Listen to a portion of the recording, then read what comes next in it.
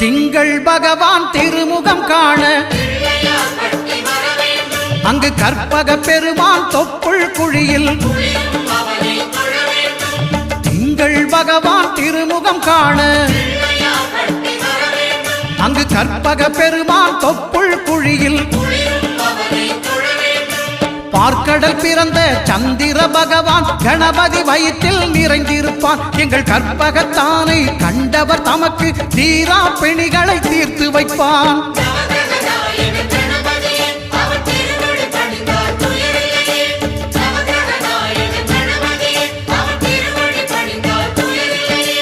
ஒன்பது கோளும் ஒன்றாய் காண அங்கு கற்பகம் என்னும் கடவுளின் மெய்யில்